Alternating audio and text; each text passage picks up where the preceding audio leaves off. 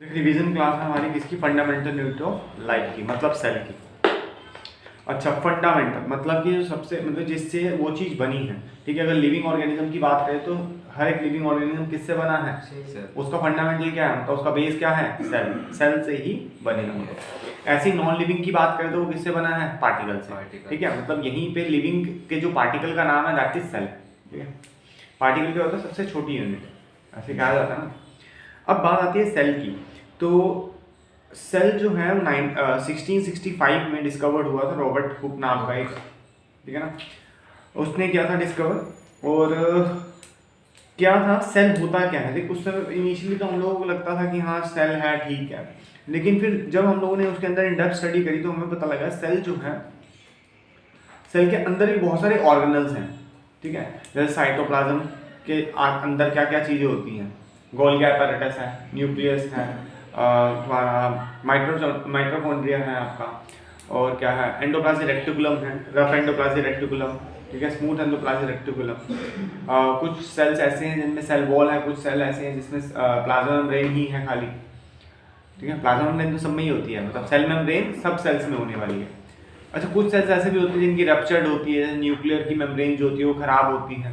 तो सेल होते हैं एक्चुअली दो टाइप के, ठीक है। एक होते हैं प्रोकैरियोटिक, प्रोकैरियोटिक मतलब पुअर सेल्स, इनके अंदर बहुत सारे सेल ऑर्गेनल होते ही नहीं है, बहुत सारे सेल ऑर्गेनल होते ही नहीं है, और जो होते हैं वो गरीबी के कारण खराब होते हैं, ठीक है। मान ले गरीब का घर, अगर तू गया है, रिक्शे चलाने वाले के अंकल के घर गया अगर, तो तेरे को लगता है वहाँ एसी लगा हुआ होगा, 52 इंचेस का एलसीडी लगा हुआ होगा, 2.5 टन का एसी लगा हुआ है, टावर एसी लगा हुआ है, और ऑर्बिट के बढ़िया बड़े पंखे लगे हुए हैं, 5-7 हज़ार रुपये का एक पंखा, ठीक है।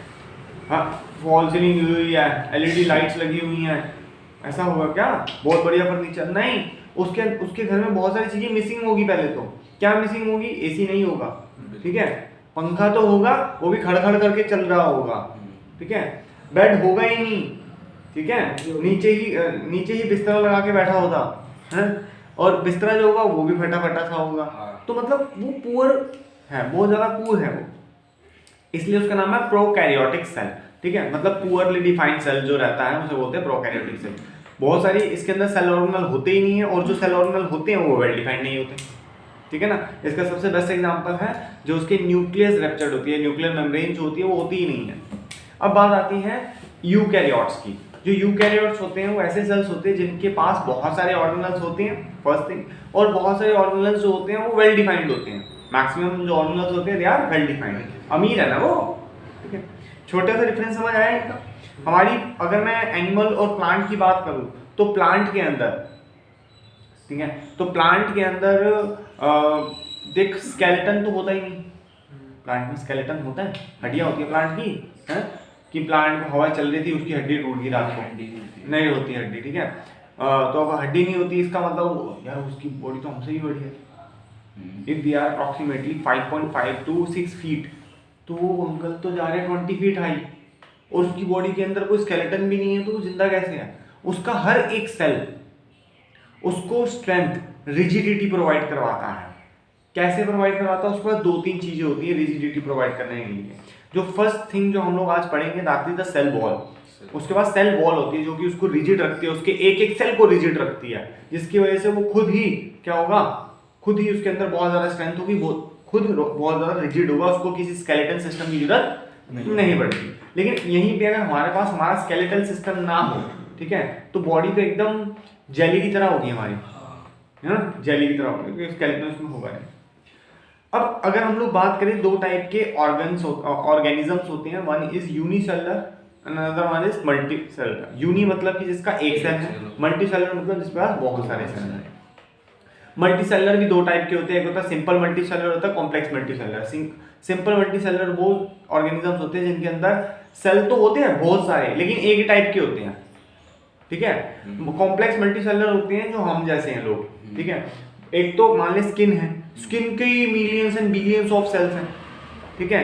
देन आते हैं हमारे पास टीथ हो गए, बोन्स हो गए, इसके ही अलग से बहुत सारे सेल हैं। फैट है, फैट के बहुत सारे सेल हैं, ठीक है, बहुत सारे सेल और बहुत वैरायटी के सेल, तो इसलिए हम लोग बोलते हैं कॉम्प्लेक्स मल्टीसेलुलर ऑर्गेनिज्म।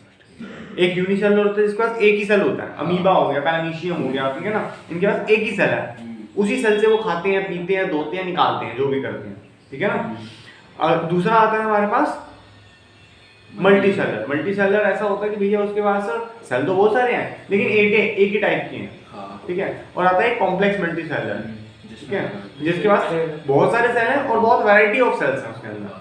आई बात समझ, चले आगे। अब वैरायटी ऑफ सेल्स की अगर हम मल्टी सेलर के अंदर बात करें तो कौन कौन से सेल होते हैं। देख, सबसे पहले सेल का मैं नाम लूंगा जो हमारे नर्व सेल होता है, ठीक है, जिसको बोलते हैं न्यूरॉन। न्यूरॉन जैसे हम लोग बोलते हैं, मतलब नर्व सेल जो दिमाग के अंदर होता है, और दिमाग से रिलेटेड जितनी भी चीजें अटैच होती हैं इसी सेल की वजह से होती हैं, ठीक है। मान लो जो तेरा दिमाग है अल्टीमेटली तेरे स्किन से अटैच्ड है, ठीक है ना, तो स्किन के साथ अटैचमेंट उसकी कैसे आ रही है, नर्व सेल के थ्रू आ रही है, और कोई बीच में सेल नहीं आता, ठीक है। जैसे तेरी मसल्स हैं वो भी नर्व से कनेक्टेड है, ब्रेन से कनेक्टेड है, तो वो किसके थ्रू कनेक्टेड है, नर्व सेल के, ठीक है, उसे न्यूरॉन बोलते हैं। ऐसे ही आता है जैसे मेल के पास, मेल जो होते हैं उनके पास स्पर्म होता है, तो स्पर्म सेल अलग रहता है, ठीक है। फीमेल के पास एग होता है तो ओवम, ओवा, उसको अलग बोलते हैं हम लोग। मसल्स होती हैं, स्मूथ मसल्स, ठीक है, जिनको हम लोग इस समय यूज करते हैं चीज को उठाने के लिए, फेंकने के लिए, कुछ करने के लिए, तो स्ट्रेटिफाइड मसल्स हैं, है ना, स्मूथ मसल्स हैं, ब्लड सेल्स हैं जैसे, ठीक है, ब्लड सेल्स हैं, आरबीसी, डब्ल्यूबीसी, ये सब, और नर्व सेल हो गया, फैट सेल्स हैं। इन सबका डिजाइन, इन सबकी वर्किंग, सबके फंक्शन सब अलग है। आई बात समझ, यूनिसेलुलर मल्टीसेलुलर समझ आ गया, ठीक है। अब बात करते हैं, अगर हम लोग छोटी छोटी सी बात करें, टाइप ऑफ सेल हो गया, हमने आपको ऊपर से करवा दिया, सेल ऑर्गेनल्स। अच्छा, सेल के अंदर जो ऑर्गेनल्स होते हैं, सेल ऑर्गेनल्स बोलते हैं उनको, सेल के अंदर जो ऑर्गन्स होते हैं जैसे Golgi apparatus, endoplasmic reticulum, nucleus, cytoplasm के अंदर जितनी भी चीजें होती हैं वो सारे सेल ऑर्गेनल्स हैं, ठीक है। अब बात आती है हमारी सेल ऑर्गेनल्स को पढ़ने की। पहला जो सेल ऑर्गेनल्स हमने पढ़ना है that is the plasma membrane, मतलब कि आउटर मोस्ट कवरिंग। तू घर बनाने जाएगा तो घर के अंदर सबसे पहले किचन बना देगा क्या? नहीं, क्या बाउंड्री वॉल बनाएगा पहले? क्या बनाएगा? Boundary wall. बाउंड्री वॉल बनाने के बाद तू अंदर फिर अंदर का लेंटर डालना शुरू करेगा, ठीक है। मान लो तुझे ग्राउंड फ्लोर ही बनाना है तो पहले क्या करेगा, बाउंड्री वॉल्स तैयार करेगा, फिर उसके अंदर फिर अंदर की वॉल्स तैयार करेगा, फिर उसके अंदर क्या करेगा, फिर देखेगा किचन कहाँ है, बाथरूम कहाँ है, किचन के अंदर मार्बल लगवाएगा, कबर्ड्स लगवाएगा, फिर बाथरूम के अंदर पोर्ट लगवाएगा, वॉश बेसिन लगवाएगा, सैनिटरी फिटिंग सारी होगी उसके अंदर। जो रूम्स हैं उसके अंदर बढ़िया से पेंटिंग पुंटिंग करवाएगा, उसके अंदर सजाने का सामान रखेगा। तो ये सारा काम जैसे होता है वैसे ही एग्जैक्टली हमारा जो सेल है वो भी ऐसे ही चलता है। सबसे पहले हम लोग बात करेंगे सेल मेम्ब्रेन की, मतलब आउटर मोस्ट कवरिंग की उसकी, ठीक है। देख, हर एक प्लांट सेल के पास सेल मेम्ब्रेन तो होती ही होती है, ठीक है। और जो प्लांट सेल्स हैं उनके पास सेल मेम्ब्रेन के साथ साथ सेल वॉल भी होती है। सेल वॉल के दो मेन रीजंस होते हैं उसके अंदर होने के। पहला तो होता है कि जो सेल वॉल है वो उसको प्रोवाइड करवाती है रिजिडिटी, टर्जिडिटी एंड स्ट्रेंथ, ठीक है, जिसकी वजह से जो प्लांट है उसके अंदर स्केलेटल सिस्टम ना होने के बावजूद भी वो बहुत लेंथी जा सकता है, फर्स्ट थिंग। सेकंड थिंग, उसको ओवर प्रोटेक्शन प्रोवाइड होती है। कल को तेरे पीछे कुत्ता भागे तो तू क्या करेगा? तू उसके आगे भागेगा, भाग सकता है ना तू? अपने सेल्स को बचा सकता है कटने से? प्लांट बचा सकता है? नहीं। प्लांट के ऊपर ही कितने पता नहीं कितने कितने जानवर चढ़ चढ़ के मजे ले रहे होते हैं।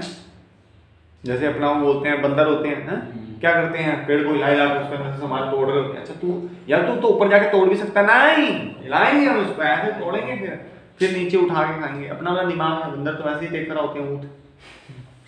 अब बात कर रहे हैं हम लोग सेल ऑर्गेनल्स की। तो सेल ऑर्गेनल्स सबसे पहले plasma membrane which is the outer most covering, ठीक है। This is actually a semi permeable membrane. Semi मतलब कुछ, परमिएबल मतलब कि परमिट करता है अंदर आने के लिए चीजों को, ठीक है, और कुछ ही चीजों को बाहर जाने देता है। It allows some things to come in and some thing to go out. अब कुछ चीजें कौन कौन सी हो सकती हैं वो सेल डिसाइड करता है, ठीक है। जैसे ऑक्सीजन आएगा, कार्बन डाइऑक्साइड जाएगा, पानी आएगा, पानी जाएगा, फूड आएगा, ये सब दुनिया भर की चीजें वो खुद सेल डिसाइड करेगा, ठीक है। ठीक है, छोटा सा इसको छोड़ते हुए पहले एक बात बताता हूँ, सेल का जो दिमाग होता है न्यूक्लियस, ठीक है, वही बताएगा कि कौन सी चीज अंदर आएगी और कौन सी चीज अंदर नहीं आएगी, which is not good for your cell. वो इंडिकेट करेगा आपका। कहता है it is the outer most covering of the cell that separate the content of cell. जो एक आउटर मोस्ट कवरिंग, हम लोग घर की बाउंड्री बनाते क्यों हैं? ताकि कोई बाहर से ना आ पाए, ताकि कोई बाहर से ना आ पाए। ये कह सकते हैं अंदर के एनवायरनमेंट को और बाहर के एनवायरनमेंट को अलग करने के लिए। बाहर से ठंडी हवा ना आ पाए, गर्माहट ना आ पाए, गर्म हवा ना आ पाए, ठीक है ना, धूप ना आ पाए, बारिश ना आ पाए, ये थोड़ा लोगों से ही दिक्कत है हमें, इन सब चीज़ों से भी तो दिक्कत है ना। तो हम लोग क्या करते हैं, आउटरमोस्ट कवरिंग तैयार करते हैं जिससे इंटरनल इन्वायरमेंट एक्सटर्नल इन्वायरमेंट के बीच में ब्रेकेज आ जाए, ठीक है, डायरेक्ट कॉन्टैक्ट में ना रहे। मान ले बाहर लू चल रही है तो अंदर भी लू है, फिर घर बनाने का क्या फायदा है ना, फिर तो घर बनाने का फायदा, बाहर भी बारिश है अंदर भी बारिश है, फिर क्या फायदा। तो इंटरनल इन्वायरमेंट को एक्सटर्नल इन्वायरमेंट से अलग करने के लिए प्लाज्मा मेम्ब्रेन वहां प्रेजेंट होती है। ये क्या करती है, द प्लाज्मा मेम्ब्रेन अलाउ और परमिट द एंट्री और एग्जिट, अलाउ करती है और परमिट करती है कुछ लोगों को अंदर और बाहर जाने के लिए। It also prevent movement of some other materials, कई चीज़ों को और भी कई चीज़ों को अलाउ करती है। कहते हैं the cell membrane therefore is called selectively permeable membrane, इसको बोलते हैं सिलेक्ट करेगी किसको परमिशन देनी है और किसको परमिशन नहीं देनी। कहते हैं some substance like carbon dioxide oxygen move across the cell membrane, carbon dioxide oxygen अंदर बाहर हो रहे होते हैं, चलेगा उनका तो परमिट है उसका, ठीक है। लेकिन ये ऐसा काम करते कैसे, ड्यू टू डिफ्यूजन क्या होता है, इंटरमिक्सिंग ऑफ टू और मोर सब्सटेंस, है ना, पढ़ा था हमने फर्स्ट चैप्टर केमिस्ट्री में डिफ्यूजन। तो डिफ्यूजन की वजह से ही ऑक्सीजन कार्बन डाइऑक्साइड बाहर अंदर हो सकते हैं। कहते हैं the process of diffusion is earlier chapter में हम लोग बात कर चुके हैं। We saw that there is a spontaneous movement of the substance from the region of higher concentration to the lower concentration, higher concentration से लोअर कंसंट्रेशन में चीजें ट्रैवल करती हैं, ऑस्मोसिस भी पढ़ेंगे हम लोग इस चैप्टर में। आगे आता है some substances like carbon dioxide cellular waste required to be excrete out the cell, कुछ ऐसी खराब चीजें सेल के अंदर बन चुकी हैं जो सेल को बाहर फेंकती हैं, तो ऑब्वियसली ढक्कन खोलेगा और बाहर फेंक देगा, ठीक है, अलाउ करेगा उसको सेल बाहर फेंकने के लिए। Once again carbon dioxide is low as compare to the inside, जो बाहर है कार्बन डाइऑक्साइड वो कम क्वांटिटी में होगी, अंदर जो होगी ज्यादा क्वांटिटी में होगी तो उसको बाहर जाने देगा।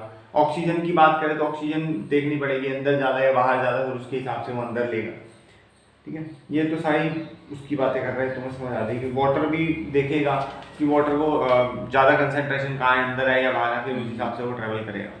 Hypertonic isotonic. हाँ, अब हम लोग बात करते हैं तुम्हारे ऑस्मोसिस की, ठीक है। अभी ऑस्मोसिस होता क्या है, ऑस्मोसिस क्या होता है, जैसे हम लोगों ने अभी थोड़ी देर पहले वो पढ़ा था ना डिफ्यूजन, ठीक है, तो डिफ्यूजन की तरह ही होता है। लेकिन जब हम लोग बात करते हैं ना वाटर की specifically, water also obey the law of diffusion, the movement of the water molecule through such a selectively permeable membrane is called osmosis. मतलब डिफ्यूजन का ही है, ये डिफ्यूजन ही है। लेकिन डिफ्यूजन क्या है, जब हम लोग एयर में, वाटर में, लैंड, किसी भी चीज में हम लोग अगर वो करवा रहे हैं, ठीक है, परमिशन दे रहे हैं उसको अंदर जाने की बाहर जाने की, वो तो हो गया डिफ्यूजन। लेकिन अगर हम लोग बात करें कि खाली लिक्विड की, वाटर की, जब water higher concentration to lower concentration जाएगा सिलेक्टिवली परमिएबल के थ्रू, तो उस प्रोसेस को बोलते हैं ऑस्मोसिस। क्या बोलते हैं, ऑस्मोसिस। ये डेफिनेशन इसकी लिखी हुई है। कहते हैं the water also obey the law of diffusion, यहां लिखी है the movement of the water molecules through such a selectively permeable membrane is called osmosis, ठीक है, ये डेफिनेशन है ऑस्मोसिस की। अब ऑस्मोसिस जो होता है वो तीन तरीके से होता है। किस तरीके से होता है, तीन तरीके से। The movement of the water across the plasma membrane is also affected by the amount of substance dissolve in the water. अब ये कहानी क्या है मैं आराम से समझाऊंगा तुम्हें।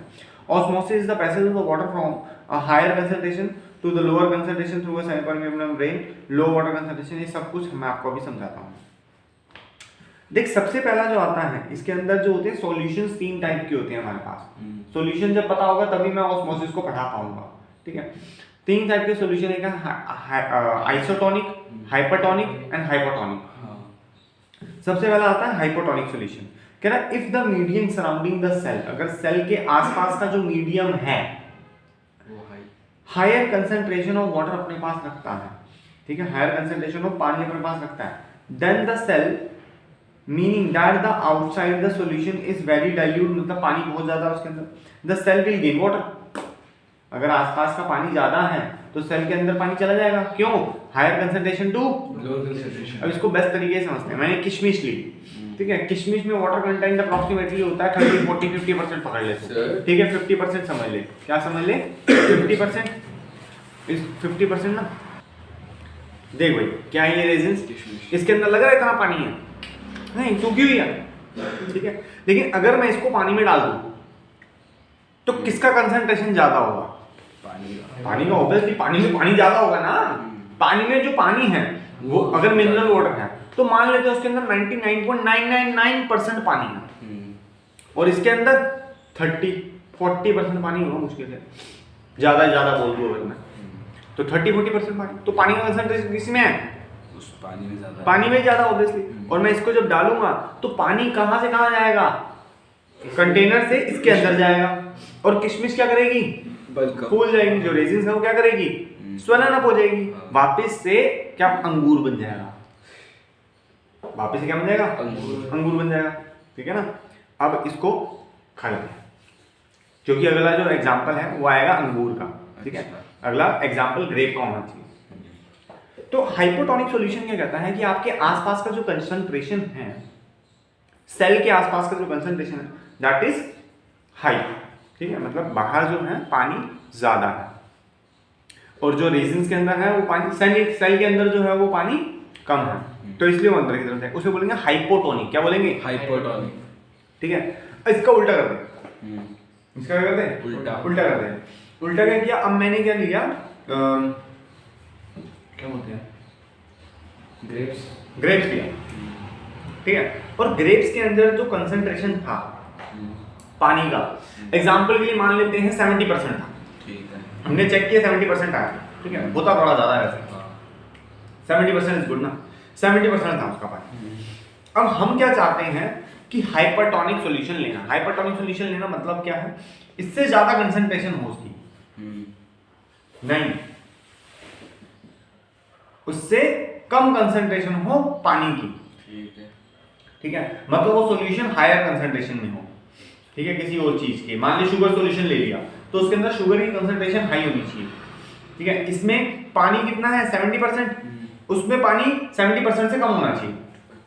ठीक है, तो शुगर ले लिया मैंने, तो उसमें जो शुगर ली मैंने, वो मान ले उसके अंदर वाटर का जो कंसंट्रेशन है वो है 50%, मतलब 50% शुगर और 50% वाटर है। तो अब कंसंट्रेशन पानी का किस में ज्यादा है? रेजिन्स में, उसमें ग्रेप्स में ज्यादा है, बाहर कम है। इस सॉल्यूशन को बोलेंगे हाइपरटोनिक सॉल्यूशन। अब करेगा क्या? रेजिन्स का पानी बाहर निकलेगा। रेजिन्स का पानी क्या होगा? बाहर निकलेगा। जब वो रेजिन्स का पानी बाहर निकलेगा तब क्या हो जाएगा? रेजिन्स श्रिंक हो जाएगी। रेजिन्स क्या हो जाएगी? श्रिंक हो जाएगी। ये एक्सपेरिमेंट आप घर पे कर सकते